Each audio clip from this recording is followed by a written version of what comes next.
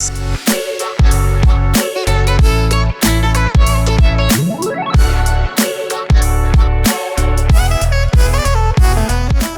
Tuesday. Yeah, Tuesdays are the best days because growing unicorns. Episode 7, I can't even believe it. Thank you everyone for joining. I have Mike Brooks here today. Thank you so much for joining us. I would love if you give a little intro to the group on just what you're doing today and a little bit about you. For sure. Friends, thanks so much for having me. I've been here since, I think I was at episode 1. Big fan of the community and very much appreciate you having me on. My name is Mike Brooks. I'm the SVP of Revenue here at Weatherbug. I'll talk a little bit about my background, but first, what is Weatherbug? Weatherbug is a mobile app. We're based in the US where we, give the best-in-class weather data up to the second to your phone across 15 million users every month. So our business is almost entirely US-based. And it's almost entirely advertising driven. So we're going to talk about a lot of the functions therein of what is the relationship between advertising and growth. And I've been here as SVP for 3.5 years now, managing direct sales, programmatic partnerships, business development, growth operations with Alan, and kind of the go-to-market and revenue functions of the org. So that's what I do now. The world I came from was kind of the bigger business of Verizon and AOL and app partnerships. So I started as an analyst at AOL, developed into the first hire on the mobile app team at AOL. When we were acquired by Verizon, I was kind of dual reporting into both Verizon and AOL, helping partnerships between AOL and Verizon and apps who wanted to grow. So my whole job was how can we help apps specifically grow with media and partnership in the marketplace? And then I took those talents to Weatherbug, where I've been for 3.5 years. So that's our world is we think a lot about advertising. We think a lot about platforms. And we think a lot about growth and how to impact it in a digital world. Amazing. Mike, you learn something new about somebody every day. I did not know you started as an analyst.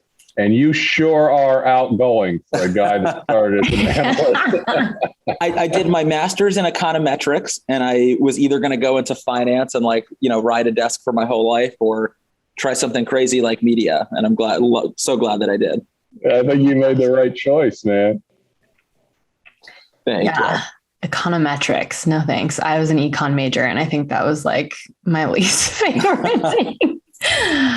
Awesome. Well, Holly, Mike, where do you guys want to start today? I'm super excited to just have everyone here. So I had a topic that I wanted to explore. Holly, I texted you about it yesterday, and it's kind of the relationship between these two trends. But do we want to do any other table setting before that, Holly? That's a great topic. Do you want to tell us a little bit more about what you have in mind?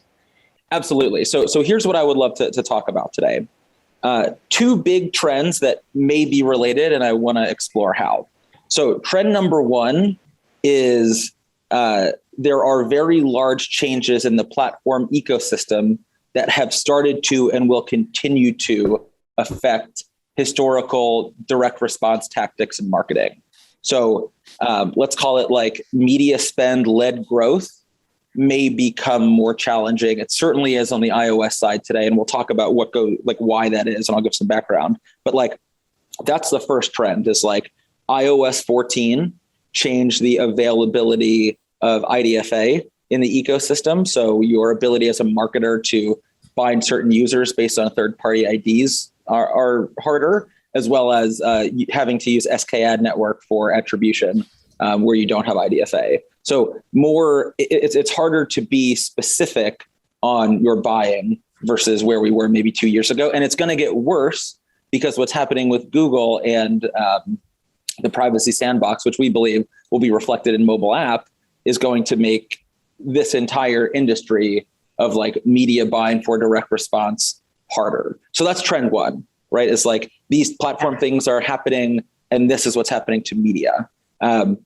Trend 2 is this eruption in the past 9 months that I've seen of like product-led growth roles and teams and structures at companies. So obviously, you know, historically you could go with the sales-led growth strategy or sales and marketing. Product-led growth, which is what I consider, you know, this group of people to be, has caught on even more so in the last 9 months. And the question that I want to kind of explore with the crew is, are those related?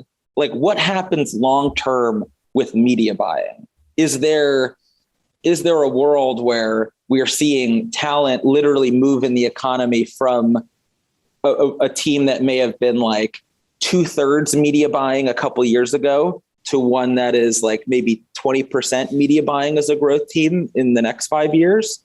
So talking about like growth team structure, talking about what the big platform changes are going to be, but like, are these two things connected? And what is the future of media buying and the relationship between media buying and growth? That's what I want to dive into. Where do we start? Holly, where do you want to start? I feel like 100%, I would love to start on like how just, you know, obviously iOS, I think that's like a super hot topic for everyone that we want to know, like what can we expect?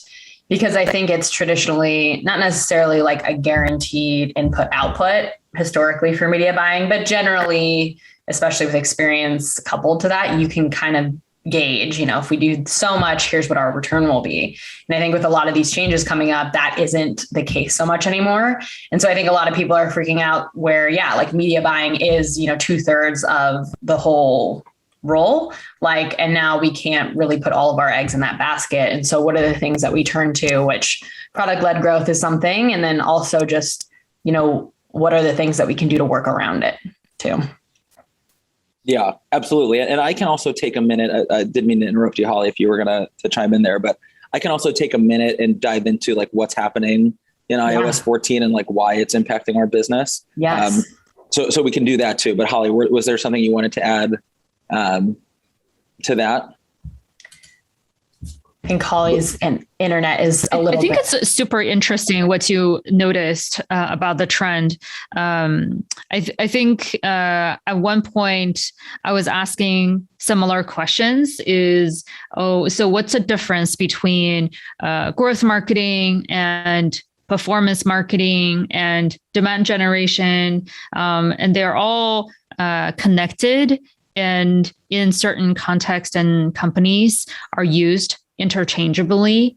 And with the iOS 14 and later updates, you started to see more of a delineation of these different concepts. And with PLG and ABM and a type of trend, and you started to define these concepts more clearly.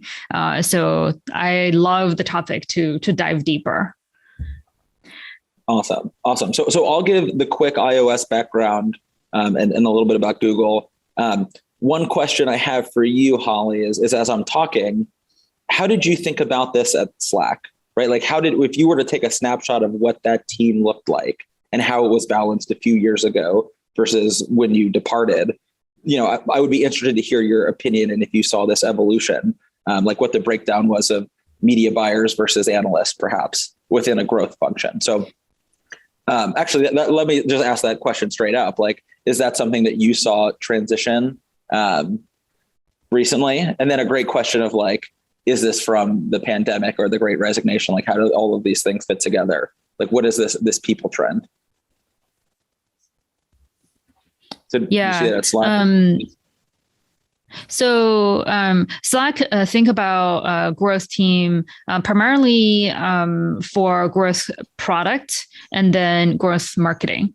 For the growth product team, they focus primarily on new user experience, user onboarding, retention, engagement, increasing intensity of usage and frequency of usage, as well as monetization. So expansion, upgrade, and later on also experimented with paid features and how do we surface paid features? Should we think about freemium versus free trial or both in different situations, share channels? So that growth product team looks at entire growth funnel, primarily with a primary focus on retention and monetization. For the growth marketing team, I'd say growth marketing team primarily think about acquisition by the performance marketing team, which uses primarily paid media as well as SEO and website optimization. And so both performance marketing and website marketing was part of the growth marketing team. And the growth marketing team also thinks about retention and monetization. And we actually have lifecycle product marketing managers on the growth marketing team also support the growth product team, as well as doing research or sending emails for new users and support the monetization upgrade functions. I think the Slack growth team is probably one example of what I would imagine a full growth team should look like, with both product team and marketing team thinking about the entire life cycle with a slightly different focus. That said, there's a lot of earlier stage companies I advise that is not typically the case. I definitely have seen teams just do, let's say, SEO, or just do paid media, or just do lead gen and demand gen type of activities. I think it depends on the maturity of the company and the type of target audience they're thinking about. Awesome. Thank you. And I think a little bit later, we'll talk about how we structure the growth team at Weatherbug, and we're privileged to have two of the three of them on the call. So, the team was 0 2 years ago to today having a couple different appendages. So would love to talk through that piece a little bit. Once we get through the, what's going on with iOS story, right? Yeah. So are we at that portion of the story today? Okay. What's actually happening with iOS? In June of 2020, WWDC, Apple announced with iOS 14 last year again that this new framework called App Tracking Transparency. That's the meat of it. And we'll talk about some other things, but mostly it's this idea of ATT. So ATT is a new framework that is opt-in that governs the idea of tracking within the iOS app ecosystem. So tracking is defined as sharing data between two companies. And if you want to do that, you need consent. And if you want to get consent, you have to do it through the Apple prompt. The Apple prompt is an opt-in function. And, generally we expect opt-in functions to opt you in around 20% and opt-out functions to opt out around 80%, or opt out around 20% as well. That's kind of what we're seeing. So the question is what is the impact of this change? It's really the ability to surface this IDFA, or this identifier that Apple and the Apple ecosystem uses for targeting and attribution are kind of the two major use cases. So why is this a big deal in growth? Both of those things are important, right? Targeting, how can I take data that, 2 years ago I could have used, whereas now I can't, because it will only scale across ATT. It will only scale across opt-ins. And also, how do you attribute? How do you know that I spent $1 and made $1.10, right? In the app ecosystem, actually, where I met Holly for the first time was at a mobile marketing partner conference. That entire world is kind of a question mark now without the input of the device ID. So the technical function is iOS 14 took out the IDFA by making it opt-in. So, Weatherbugs numbers are, we'll say in the 25% range is what we expected of being opted in. And that has been the story. So like, that's the growth side. If you think about Weatherbug as an advertising business, we make money from those targeted ads coming onto our site. Yeah. So if 85% of our users or 75% of our users can't be targeted that way, we lose out that upside. And we've seen that. We've lost out already since, it really became bigger like July 1st of this year. But the revenue impact we expected on the iOS CPM monetization has happened. Yeah. So it's a crazy story what's happened in iOS, and again, we'll get into like what's around it, but it's been absolutely wild. Yeah. My perspective on this is honestly coming more from like a digital marketing, performance marketing, and like demand gen background is the real, like you said, the real issue is the tracking and attribution that this brings to light. And so obviously knowing that like advertising is part of your service at Weatherbug, I wonder how many people are pulling out. So let's say I've been a Weatherbug partner for the last 5 years. I've always seen great success, great return from using your advertising outlets. I want to be a partner, but now that I can't track it, I'm pulling out, like not spending. Right. And so I think in some ways, and this is probably like all growth marketers out there are like cringy right now, but at what point does this really change marketing? Right. Like, because if you know that something has worked, are you going to just stop doing it because now you can't prove that it's working? And I think that's honestly going to end up making us all better marketers at the end because, anyway, so that's having to be more creative. That's a great point. Mm-hmm. Yeah. And not just rely on like, well, here's the input, here's the output. And it brings back like the art of marketing where like, and then also how is this going to affect, KPIs, right? Are we going to just breed a new set that determines success outside of just, the CPMs of everything or the CPAs of everything? Hey, Holly. Sorry, I just moved to a new Airbnb and my internet is a little bit choppy today. Totally fine. Fingers crossed. Do you see me okay?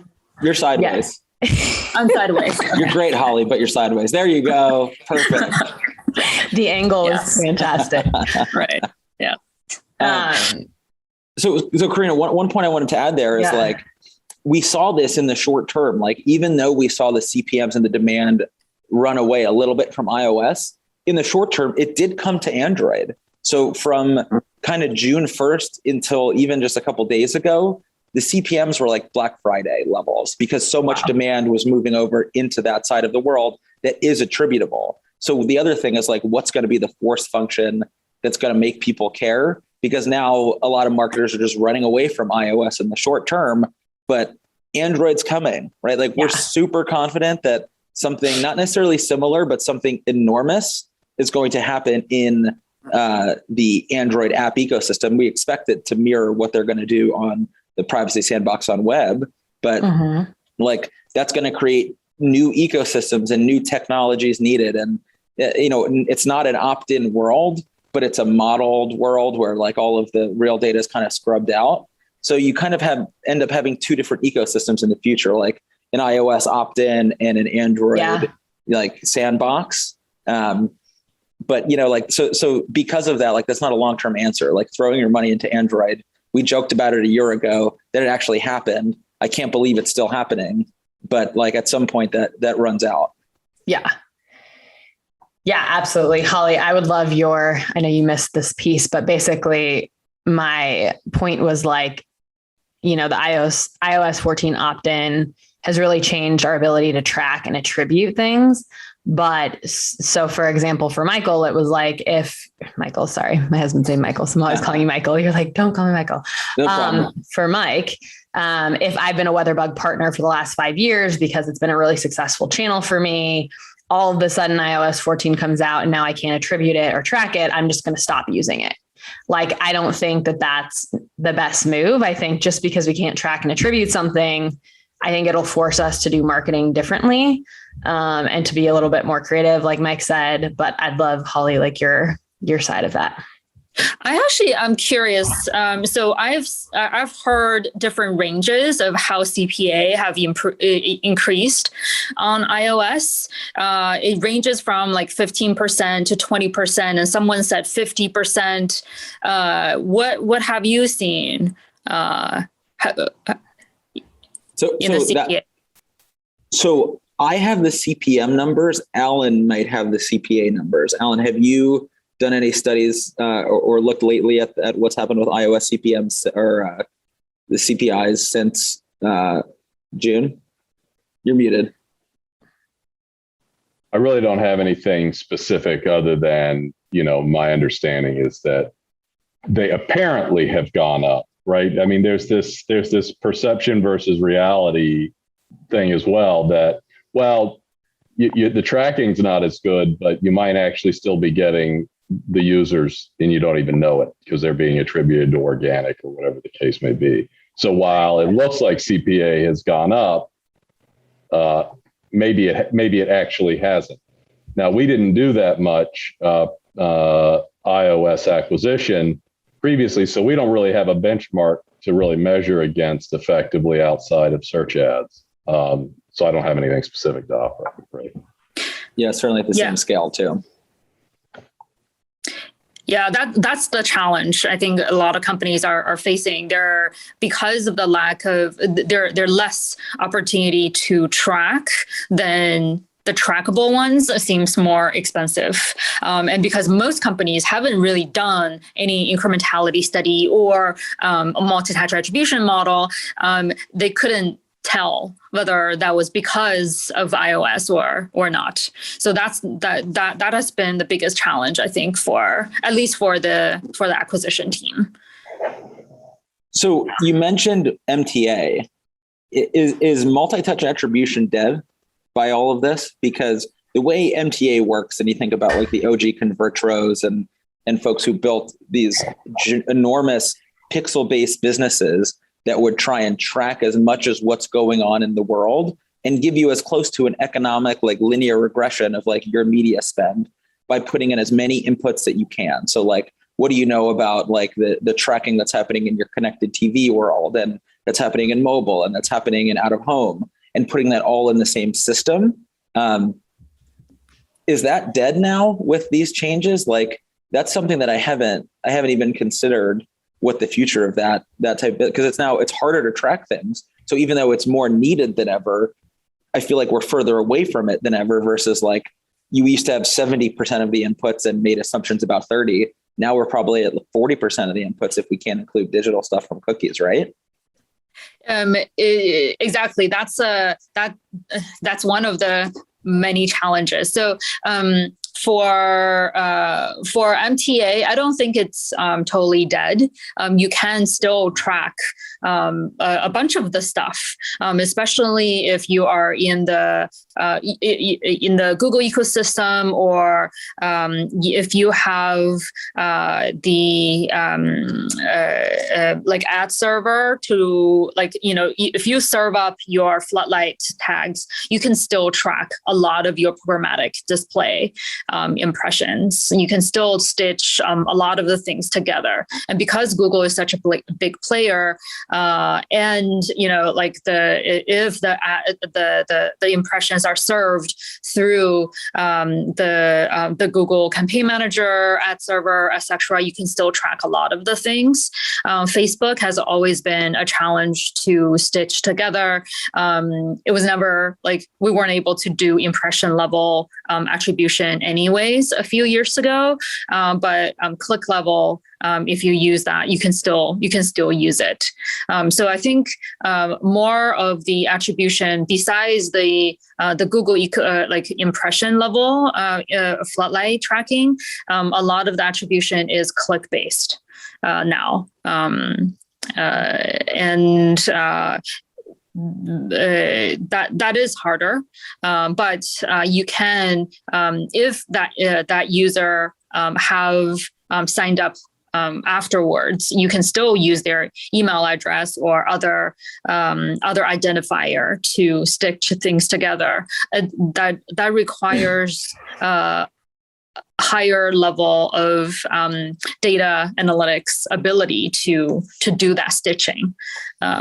So yeah, I think that's the point where data scientists are becoming more and more popular, important, critical, and a good data scientist can do a lot of the work for the team.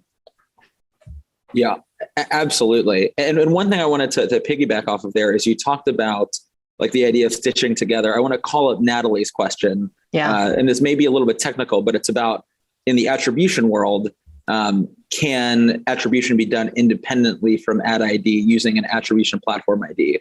Natalie, to be more specific, are we talking about like a Kochava produced ID, or are we talking about like self-attributing networks within Facebook, Google, Snapchat, et cetera? Kochava in this example, so I can see that it can be done. But it's not solving the performance marketing agency issues with targeting, but it solves for advertiser.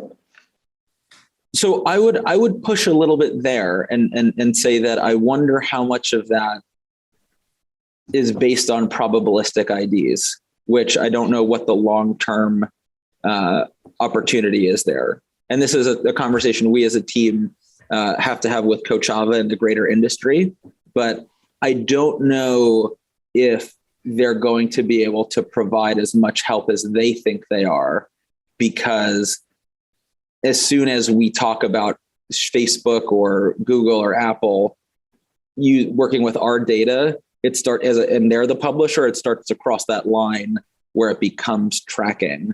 And I don't think that, I don't necessarily think that the MMPs creating an ID, and depending on what goes in it, but it's most likely revolved around fingerprinting, which in the past is what they used instead of a device ID. I don't know if that's a sustainable answer yet. Like Kochava may sell it as one, and AppsFlyer and the whole squad might. But I would push back on like that selling prop that's being brought to me too. But I challenge it a little bit as to like, what's the role of like can an ID really get around it even for attribution? I'm very skeptical.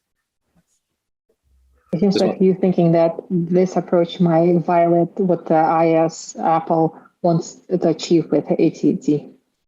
Correct. There's like an attribution loophole, but it's not advertising attribution. So maybe they're going for that route, but otherwise I think it's, it's still early days and that product will evolve, to put it nicely. Yeah. I also think a good like cross section, and of course I'll always bring it back to like the abstract view of this has to do with like a maturity within the org too. So I think, Holly, where like data scientists are an option, or like even having like delineation between growth marketing and performance marketing and even demand gen is much more of like a mature org. I think this is really also like a big question for some of the earlier stage companies, because their orgs aren't as matured and they don't have as much money to play around with. And so there's this question of like, we want to get into this market. We want to do some paid and drive some of the acquisition through that, but we may not be able to either, because of this obstacle, or just because we don't have the team to support that type of attribution. Mm-hmm. Like it really is more of a blind play. But I don't think that means that that's not something that people should be doing. I think there's a lot of opportunity in there, because how many people are going to shy away from the channels they can't attribute to, which, to Alan's point, like the CPA might on paper be high, but is it actually going to be lower because there's less people, bidding? Yeah, I typically recommend MTA when you reach a certain spend level. Okay. If you're only spending, $100K or whatever, like then that's not worth it. Yeah. Of the effort of the like, like your volume would just not justify the thing, and you can like you already have all those ad blockers, and there's a bunch of transactions are not attributed correctly, and maybe just like take a percentage when you actually do give credit to your paid media. I would say only after, if you are spending like I don't know, like $500K per month. Probably is starting to warrant thinking about it. Michael, what do you think? So if we're talking about like what the minimum, like the barrier to entry is, I would put it higher.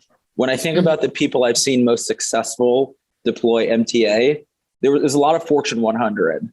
So I've seen Walmart do it well. I've seen historically like big autos do it well.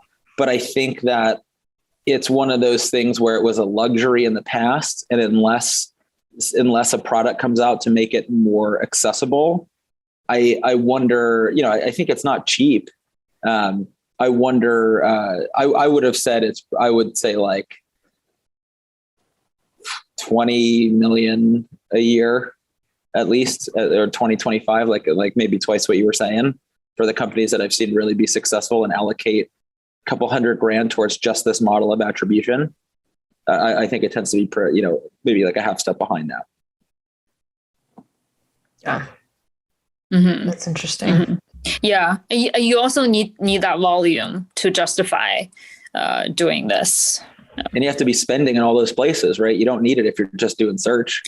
Yeah. Like, yeah. You don't have multi-touches. You only have one. Yeah. You have one touch.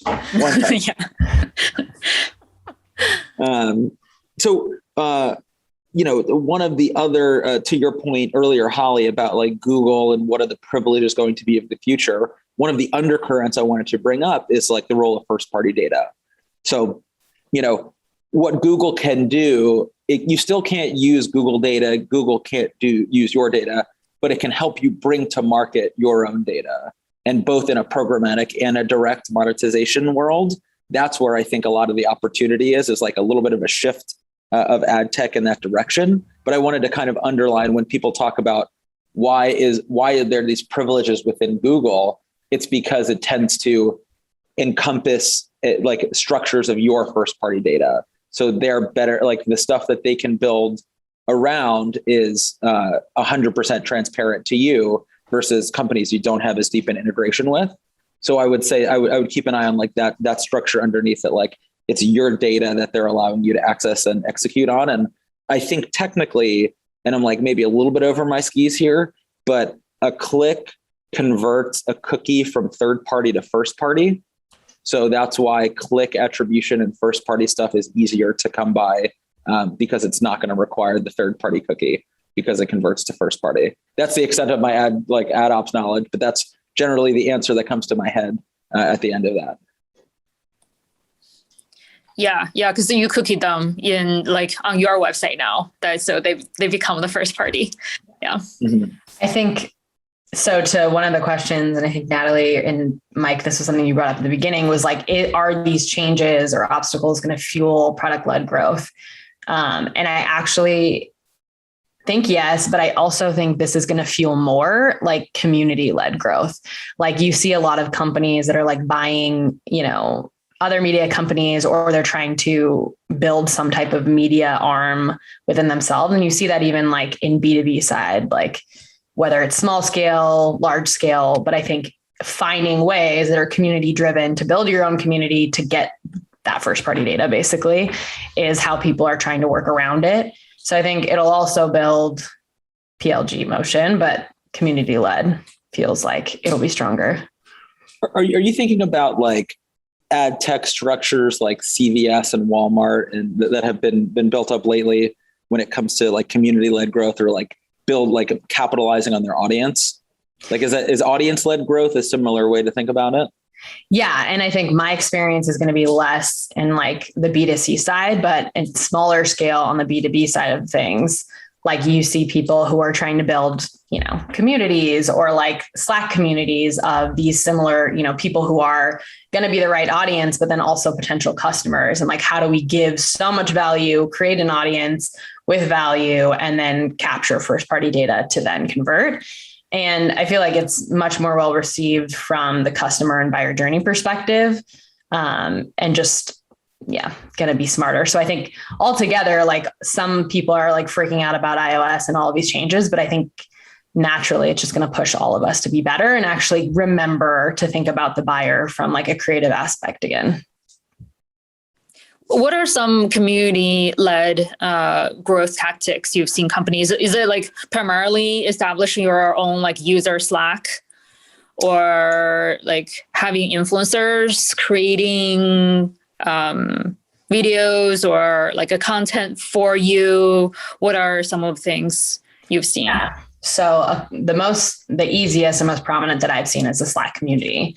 And the way that they build that is they either bring, like a couple of their customers to be a part of that community, plus some, evangelists in the space, and then influencers. And then you just distribute value, like there are events or there are conversations that are happening that are valuable to the audience. So that's one way. Another way I've seen it happen is through, like the creating like a library of either videos or tools or a learning, portal or like modules, right? So creating a library of, here are master classes or here are videos on how to make you better at your job or whatever, it's dependent on the audience or, the prospect customer. And it's all free. I think it goes back to like the ungating your content model, but just in a different distribution tactic. I know a couple of folks on the call have a connection here, but as you're talking, that sounds kind of like Miro. Is this something that you think Miro is doing a good job of? Natalie, I think about, the way that you've been able to engage in that community. Is that a good example to think of a company that's doing that well? Yeah, it's a good story. Ilana, who was a regional growth person with Miro, she shared, the product-led loops that they're thinking in terms of going from B2C to B2B space. And at the point when she left, they started doing the community-based program.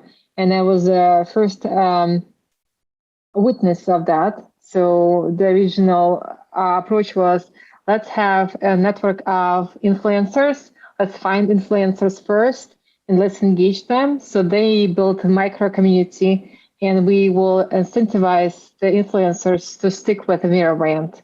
Now they expanded the network in the past few years, and they're able to expand the marketing team, only focusing on the community aspects. They started with one. Now we have five. They have five, and they restructured the network of influencers to further incentivize the influencers to build a broader network. This also brings, segues perfectly into like, especially in the, influencer marketing and the B2C space is like tried and true. And like seeing that sift into the B2B space in some ways, I think is just starting out, and people are just figuring out how to incorporate that as almost like a new channel. But yeah, Holly, interested to see. I know you have a lot of like influencer experience. I think the user-focused community is interesting, especially like Mike, you were talking about PLG, right? So like because PLG is so focused on end user, so the end user community is almost a requirement to have. The challenge a lot of people have is, okay, we have a Slack community, but like, well, how do we measure the impact? Coming back, to some kind of attribution model. Okay, like we have these people talking. We like sometimes need to invest in a community manager, like until like the community can self-sustain. You still need to like moderate to a large extent and organize events. And some of these community are more engagement focused. It's like people who've already signed up. And how much do you? How do you use the community to like is it for acquisition as well? Or is it primarily for engagement? And how, so like, I think user community is probably primarily for engagement. And if it's more of an influencer program, like the partner stack of the world, then it's more of an acquisition play. It's yet to be seen how effective that is. Some of these influencers started to get more expensive. It reminded me of early days of like YouTube. At the beginnings, like, oh, the influencers love to work with brands and like it's super cheap to get acquisition from there. But then like you start to spend hundreds of thousands to work with influencer, if not like millions. And it's getting more expensive as well. That said, B2B influencers is not huge yet. So we probably still need more B2B influencers to start with. Then figure out how to actually do that. Because B2B is more specialized. It's not like B2C influencer. One influencer can cater to already a segment of demographics. It's like, 30-year-olds or like 18-year-olds and college students, and like one person can influence a large number of people to be valuable. And now B2B influencers, sometimes they're very specific. Okay, like this is the IT influencer, or is this the productivity tool influencer? It's more widespread, I think. Yeah. So one kind of follow-up question there along the influencer route is, how do you think about things like customer advisory boards or general advisory boards? Like it's more structured than a community. It's more exclusive than a community. It shares a lot of the same, maybe it's in the same family. And something we've talked about at Weatherbug, Alan, we were talking about that a couple of weeks ago, and we said, hey, maybe that's even a marketing cost, which I think it is. How do you think about those and their effectiveness and, where they rank compared to the other types of executions you could do? I'm super curious about that myself. I know more mature companies typically have a more like a customer advisory board, but it's more on the executive level. Like CXOs and you organize those like advisory boards versus like a really user focused advisory board. I haven't seen a good example so far. What have you seen, Karina or Mike? Yeah, I feel like, just to echo your same sentiment, I feel like the customer advisory boards that I have experienced have been more at the exec level and feel more helpful if you have a big enterprise motion, because that's where really that type of word of mouth comes into play, right? You want to hear from another enterprise executive that this product is the one for them. But I think, like that is word of mouth is, we all know, like the best channel. And so but it's also the trickiest because it's not a straight line to measure. And you can't always track that, hey, Holly, I had a conversation with you and told you that you should use this product because it's the best and I've had the best experience, right? Because that's all offline. But like you said, like trying to replicate that at the user level, especially for some of these PLG companies, which almost feels like building a community, and your influencers are a combination who are also part of the community alongside the users, right? So it's just like a melting pot of those three segments. Yeah. The only place I've seen it successful so far is AOL, when it wasn't only executives. And it was still senior folks, but it was also a sales function. So I saw customer advisory boards where it was a verticalized sales structure and they were selling media to autos, retail, restaurants, CPG, et cetera.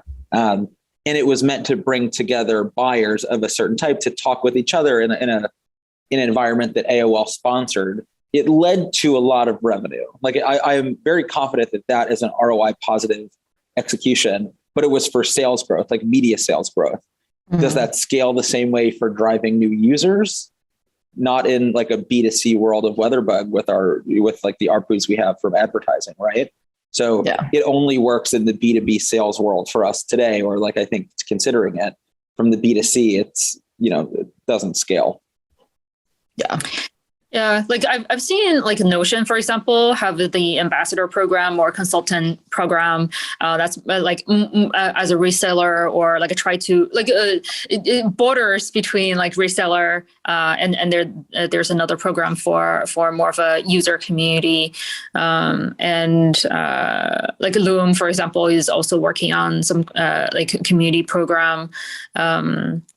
I like, and then a couple of other clients are talking about it, are thinking about it and planning about it. So I think this is one of those things that you see early signs of user groups and communities. Everyone are trying to figure out how to do it, and there's some like new tools also coming out to manage that. We haven't seen like, oh, this is the way to do it, sort of like super successful examples just yet. Except for, like people talk about Notion, people talk about like Slack community and stuff. So I think it's still emerging. That's a really interesting area to invest in. Yeah, and to Natalie's point on the chat, it is today considered a product process. Mm-hmm. So we talk about like how media and marketing teams and go-to-market teams are working more with product. I agree with you, Natalie, that's probably a good answer as to like, where has this been? It's historically been, I don't want to say siloed in the product world, but like it kind of has been. It's been a product objective with potentially opportunity to provide upside in the media go-to-market world. Yeah. And I think the differentiation is going to come from like the expected outcome or the goal of the group, right? I think in the product world, the goal is feedback and to make the product better. So Holly, to your point, like these are people who are already in the product or already engaged. I think the community-led, focus is people who aren't even engaged yet, who aren't even in the product yet. And the real outcome is to deliver value, right? And to show whether, you're showing how your product is better or just showing how your product knows your audience better, right? And can deliver that value in whether that's content or product or any of those ways. And I think, the goal of the group is what changes. Well said. Yeah. So going back to our original initial topic, what do you think, Michael? What would be your... Well, sorry, I missed the transition. Like you were thinking about like the iOS 14 coming out, right? Like, and then you have the PLG motion, and you were thinking about like, whether these two have connections. And we explored various things about like attribution model, about community.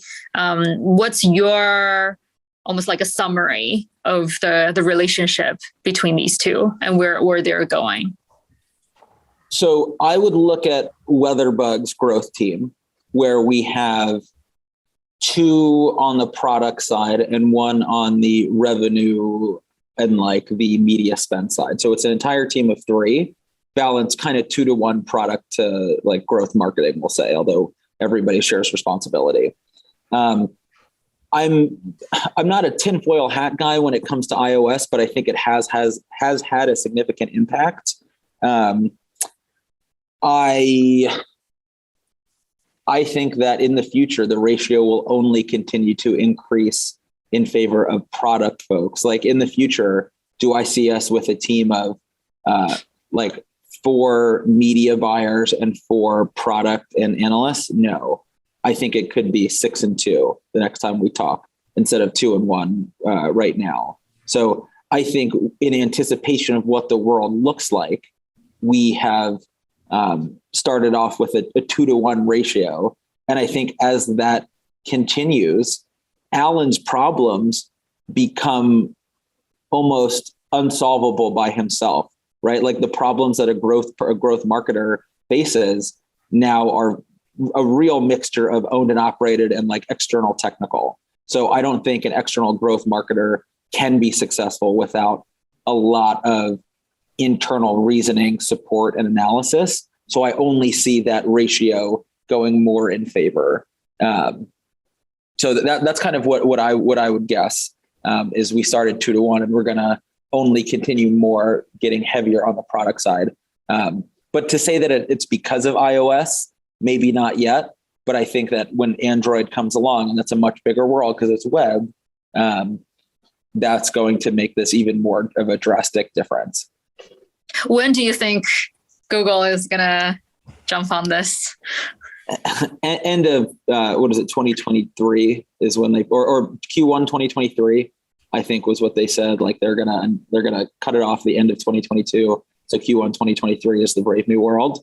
I think they're gonna cut it off. I think if you compare what Google's doing to what Apple did, they've already put in 10 times more effort into making the community ready for a transition. So I already feel more prepared about an Android world that hasn't been announced than an iOS world that we've known for a year and a half now, which is kind of an interesting place for us to be. But yeah, that's where I'd say that we are. Awesome. All right. I know we're coming up on time, but Holly, do you have one last question? One last question. To that extent of having more product folks in the mix of growth, do you think Chief Growth Officer is going to be a thing? One of the things I have noticed in my business career so far is the closer you are to the generation of the revenue, the more you can help impact an organization. And, I may be biased because I'm the head of revenue and that's what I like to do. But I think if growth is given revenue responsibilities, then if you're saying you have to grow the company, I think that works. I think if you find a team and say your job is to drive us 2 million installs, the perverse incentives of that world are mind-boggling. So I don't think that's the way to do it. But yeah, that's what I'd say. Then is the Chief Growth Officer de facto Chief Revenue Officer? It depends on, they may be closer to a CMO in some organizations, right? Like I consider it, I think it's by organization. If it includes revenue, sales, go to market, then yes. Otherwise, what's the difference between a CMO and a Chief Growth Officer? Maybe if you have a huge brand and you have a lot of like brand defense, but otherwise, isn't that the role, Holly, as you take more CMO roles, isn't that the point? Like, it's not, hey, come in and defend. It's, hey, come in and continue and accelerate this growth. I consider it more synonymous with CMO. So that function will stay, but only you can only say you're responsible for growth if you cover both. That's a great perspective. Mike, always. I learned so much from talking to you. Oh, friends, thanks so much for having me. This was awesome. Yeah, this was an awesome episode. I loved this so much. Thank you for joining. I really appreciate it. Excellent. Added so much more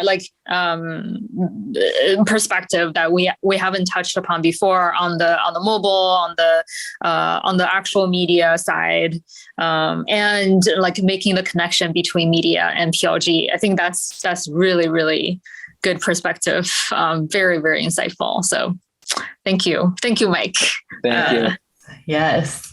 All right, y'all. We'll see you next week. Thank you, everyone. Thank you, everyone. Thank you, guys. Thank you, guys. Bye. Thank you. Have a great Bye. week.